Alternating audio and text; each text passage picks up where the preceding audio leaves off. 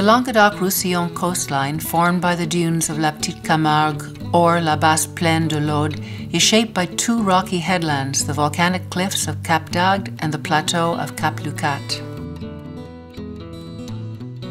This crescent of sand is home to a myriad of lagoons, ponds, and marshes. The lagoon areas and their attendant wetlands are bursting with life. More than 70% of bird species in France frequent them annually, and an exceptionally rich and varied flora make their home in more than 70 natural habitats. Although previously undervalued and considered unhealthy, we now recognize that they play an important role for contemporary society, both as a natural water purifying filter and as a barrier protecting urbanized areas from seawater intrusion and flooding. Activities such as fishing, shellfish cultivation, and salt production reflect the value of the natural resources provided by the lagoons.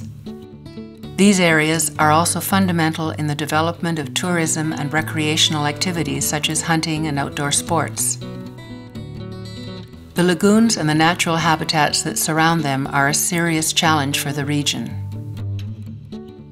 However, these resources are being threatened by an ever-increasing human pressure that is changing the very nature of these exceptional natural areas, degrading and sometimes completely destroying them.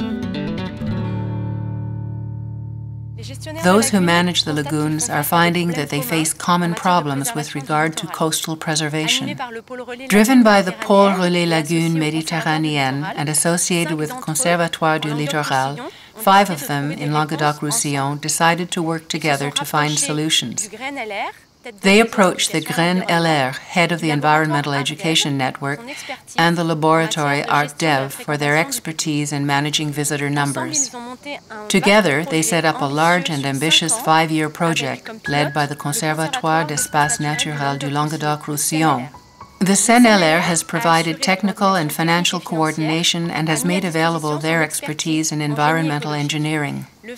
As it is a Natura 2000 site, the project was able to qualify for 50% of its funding from the European organization LIFE, while the remaining half was underwritten by local backers, l'ADREAL, l'Agence de l'eau, la Région, the 4 coastal departments, and the 8 technical partners involved in the project. The project's aim was to set up a network of the 5 pilot sites for the sustainable management of the lagoons, marshes, and dunes of the coastal areas. It consisted of a range of practical measures to be taken in the natural areas concerned, to protect the natural areas and species habitats, and also, through consultations with key players, to ensure sustainable land management and a strategy for developing public awareness. In terms of practical measures, the partners wanted to respond to 3 key issues: the restoration of habitats, usage management, and the control of invasive species. Restoration of the habitats of the lagoons, the lagoon margins, and the dunes in areas that have been degraded or subjected to strong human pressure has resulted in improved quality and acceptable usage. Here are a few examples of what project actions have accomplished in the past 5 years. One success is the line of dunes at Vendres, which has been restored. The project here, led by the Syndicat Mixte de la Basse Vallée de l'Aude, was to remove a parking lot created in 1964 in the heart of a natural area owned by the Conservatoire du Littoral. It took many years for this work to be completed. At the outset, there were several years of consultations and awareness raising of users, in particular of elected officials, before the issues raised by this type of infrastructure on a natural protected coastal area could be presented. The next step was to define our actions. What exactly did we want to do? What were the objectives, and how should we achieve them in order to formulate a definition, step by step, of the technical aspect of the operation, the development of the site, and the work itself, while monitoring the work in order to assure respect to the natural environment. The last step was the establishment of a long-term follow-up plan to monitor the evolution of the habitat in terms of regeneration and rehabilitation. Et puis, tout ce qui va concerner le suivi à plus long terme du milieu, de sa régénération, de sa réhabilitation.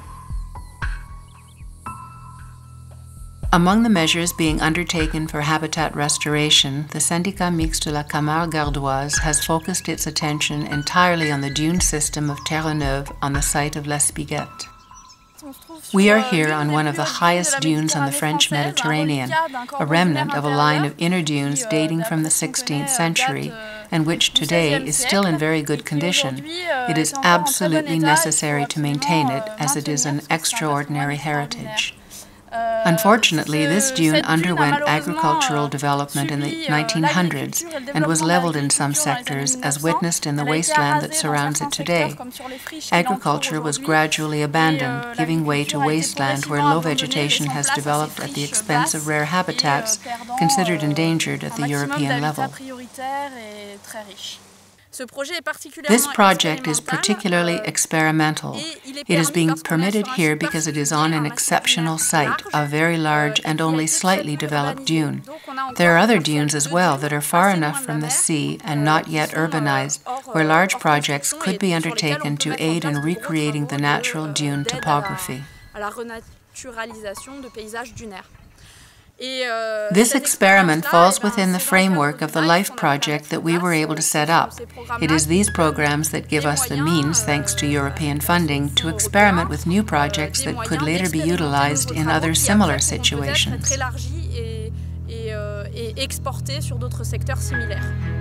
At one time, hydraulic networks were constructed in some wetland areas, mainly for use in agriculture and salt production.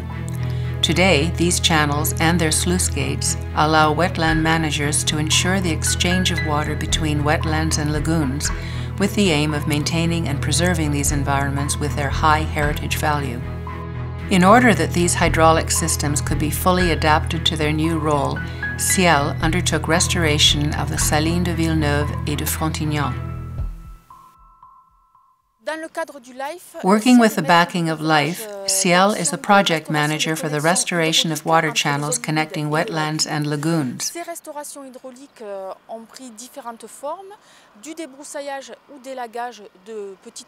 The many operations include clearing or pruning the vegetation around the smaller channels, restoration of small hydraulic structures like the sluice gates or salt barriers, as well as rather more substantial mechanical interventions aimed at restoring large hydraulic structures such as the outlet for the Salines de Villeneuve-Maguelone or restoring the channel to the Salines de Frontignan.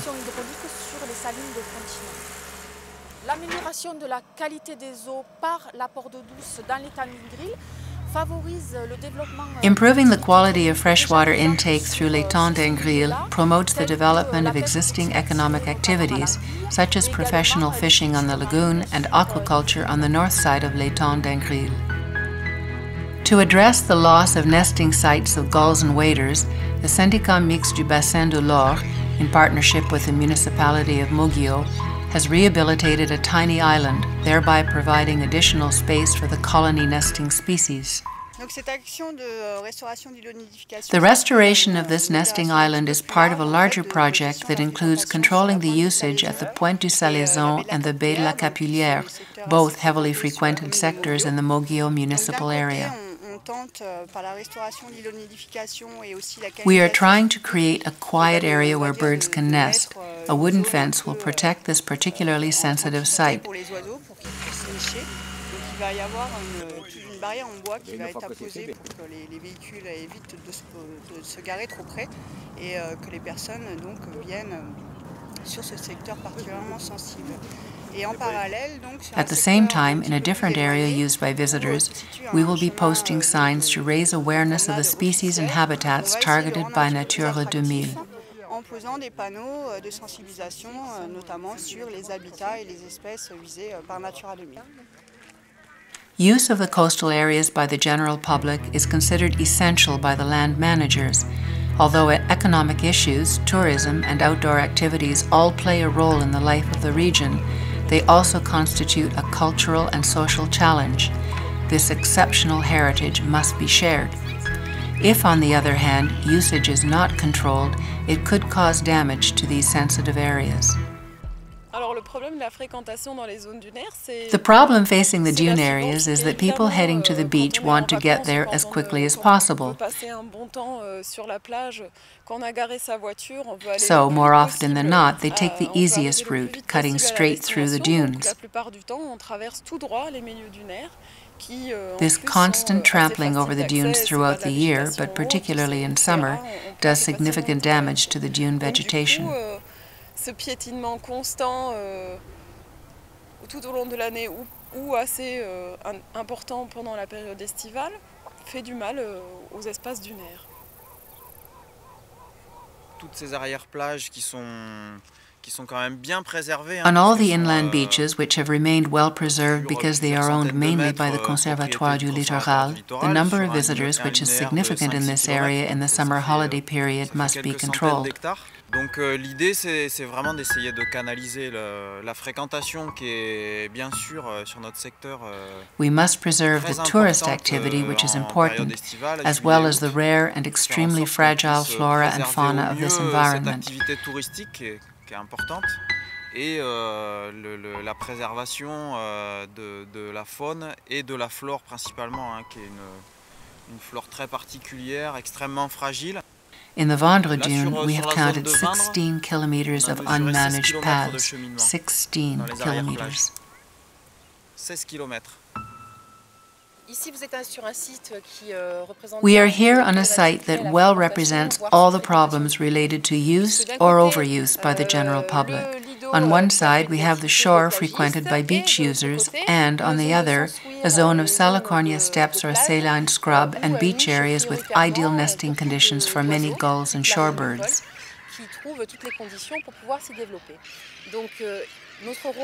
Therefore, our role as managers is to reconcile these two activities, and although we cannot prevent people from using the beach, we can certainly act in such a way as to ensure that the two activities on the same site can find the right balance. To cope with random and damaging usage, the 5 associations have implemented specific plans. In order to define them, they relied on the expertise of the Laboratoire ArtDev.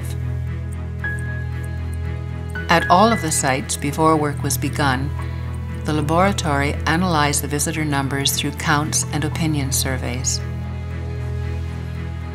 Wherever there was controlled access, the count was made with eco-counters. Elsewhere, it was made by observers equipped with observation sheets. All of the pilot sites benefited from these new approaches aimed at ensuring sustainable management of this common heritage.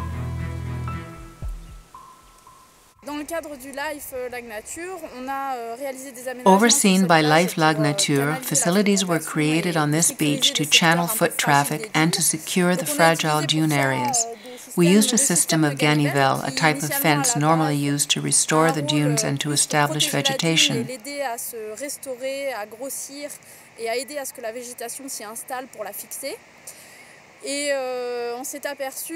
These ganivelles are also very effective as protection barriers in fragile areas. Using this method, 2 access points to the beach have been created and information notices posted. Non-participating communities whose natural areas have also been subjected to a similar wide range of activities have used the projects as a model and made appropriate modifications.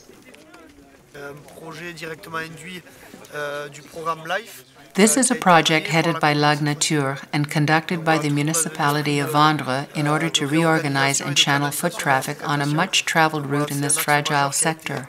Qui a été effectué pour canaliser et concentrer, je dirais, le gros de la fréquentation sur ce petit coin de plage sur cet axe.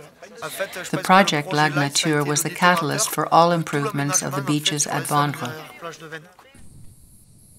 Also confronting the partners is the problem of invasive plant and animal species. Introduced accidentally or through ignorance, some exotic species have found favorable conditions and have developed at the expense of more fragile species. About a dozen exotic plants, as well as the red-eared slider turtle of the southeastern United States, were targeted in the project. The organization Rivage has been dealing with some of these invasive alien plants. Several projects have helped to limit the proliferation of Carpobrotus, the Hottentot fig, which had invaded the Natura 2000 Muret site at Leucate. An experimental project was used to evaluate the methods to curb the spread of Opuntia, the prickly pear plant, on the grey dunes of Torre.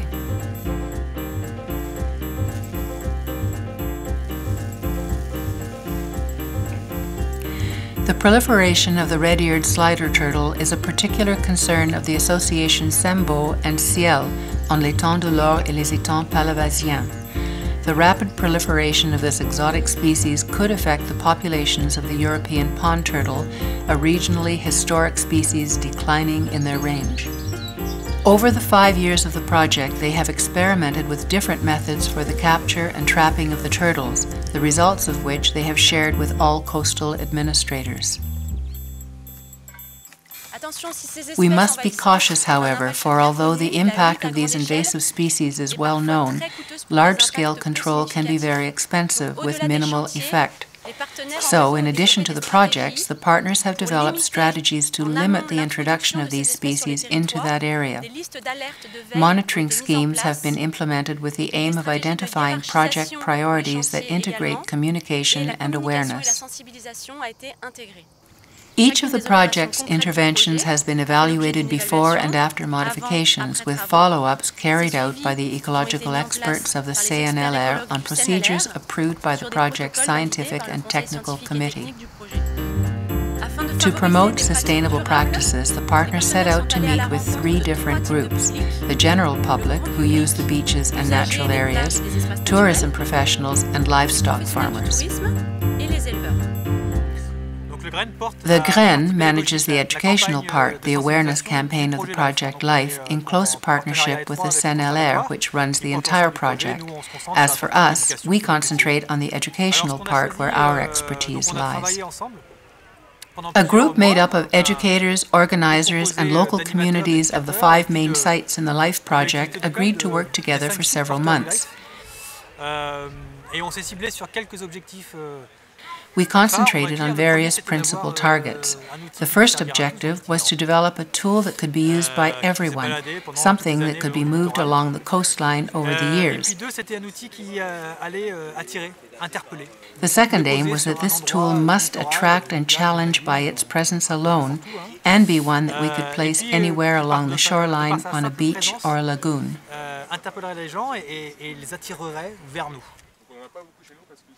La région soutient les questions concernant la biodiversité, surtout le littoral. The region supports biodiversity issues along the entire coastline, where there are very significant economic activities, such as shellfish farming, fishing, and tourism, which must be preserved. Et donc, nous voulons le faire connaître. We want to increase awareness of these resources and to ensure that ordinary people can make use of them and are respectful of this biodiversity. Here's an example of a project supported by the region, L'Ocel, a vehicle that travels along the coast to communicate with the public. This is very important because it allows us to have contact with the public and especially with visiting students and school children, as well as with members of the various associations. It is a building block for spreading the word about our work in the coastal area.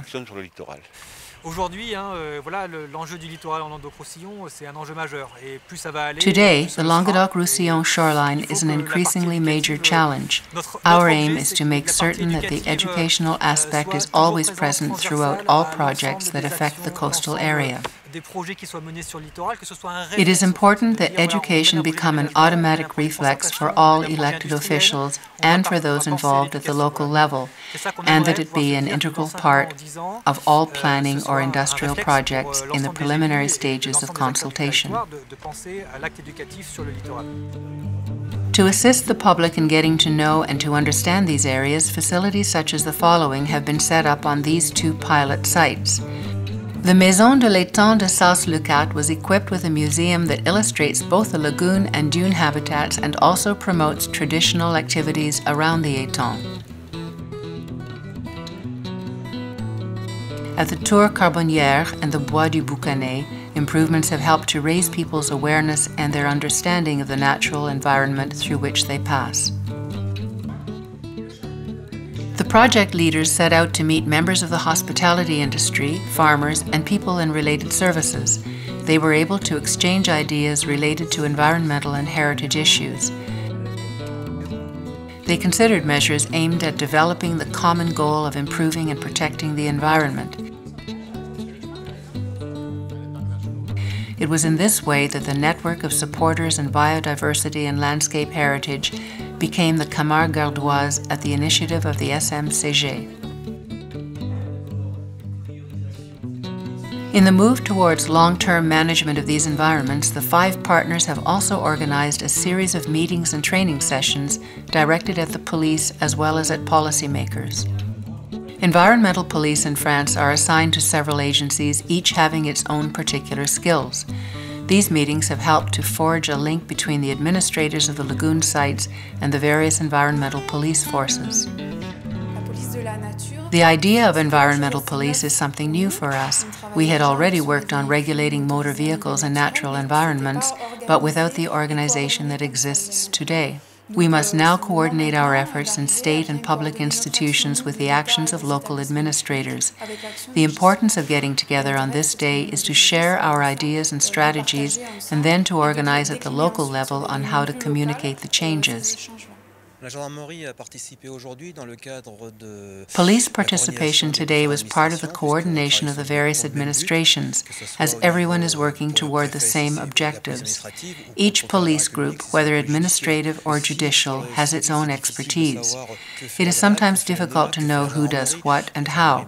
A day like this gives people a chance to get to know one another and to learn the nature and extent of each other's skills.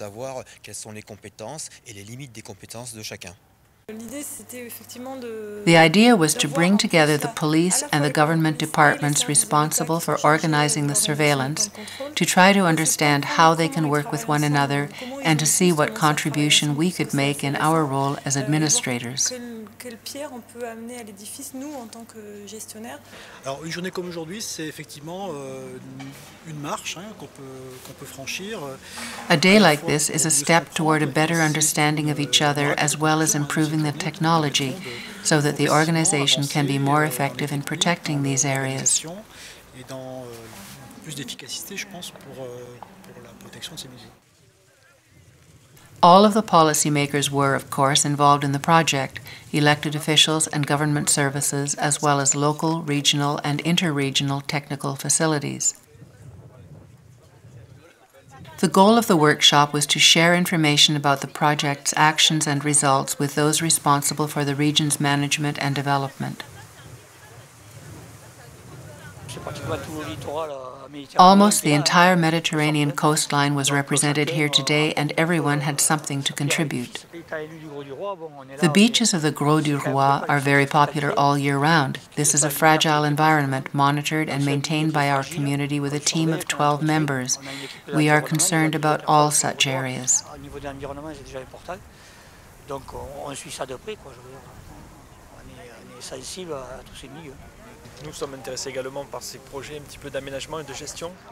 We are also concerned with the planning and management projects. As these are very rare and highly interesting ecological sites, they must be protected. So we are interested in all the methods of management, improvement, monitoring, and facilities. We need to know what has been accomplished and then try to apply it to our own areas. We can also exchange ideas to see what is happening elsewhere. In fact, these days of discussion have shown us that, in order to be effective in the region, all of us must work together. Politicians, financial backers, site managers, associations, and technical experts. Protection of the environment depends on all of these individuals sharing the same goals. The success of the project has been greater than we had hoped for, and a positive impact on the environment is evident. There has been a notable improvement in the conservation of both land and target species, although we need more time to come to definite conclusions. Meetings of key players have led to new projects and to the establishment of practical guidelines.